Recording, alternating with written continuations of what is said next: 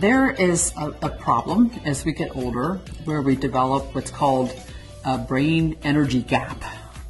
So in older people, even if their memory is normal, there's a deficit between how much energy our brain needs and how much it actually gets, and it's about 7%.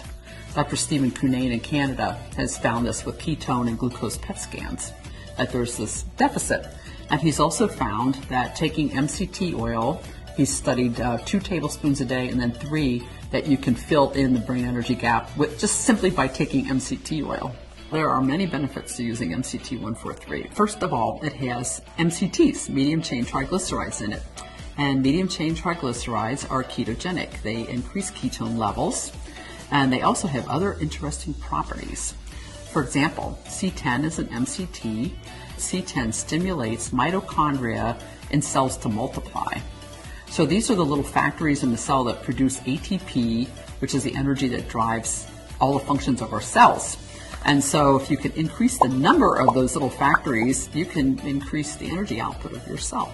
C8 is the other, a little bit more prominent MCT in MCT oil, and it's considered to be the most ketogenic. That seems to be its main property.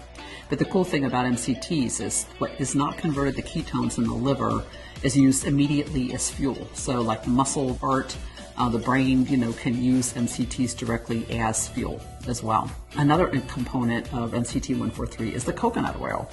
And the reason I kept that in is it has not only MCTs, but it has other fats. Lauric acid is half of coconut oil. And technically, it's kind of between an MCT and a longer chain fat.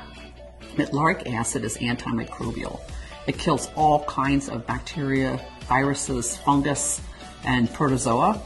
And for example, it kills skin acne. It kills the bacteria that causes dental cavities. It can help control infections that might actually be occurring in the brain. One of the reasons I wanted to keep coconut oil in is because of this lauric acid. Well, another interesting thing about lauric acid is that it stimulates ketone production directly in astrocytes, which are brain cells that nourish other brain cells. And then the other ingredient, the third ingredient, is phosphatidylcholine. And phosphatidylcholine is a very important, it's called a phospholipid, but it's very abundant in cell membranes throughout our whole body. Many people are deficient in choline and phosphatidylcholine. It's very abundant in the cell membranes, 40 or 50% of the cell membrane in the brain. So, the combination of these 3 ingredients I feel are beneficial, very beneficial to the brain. Isn't that interesting?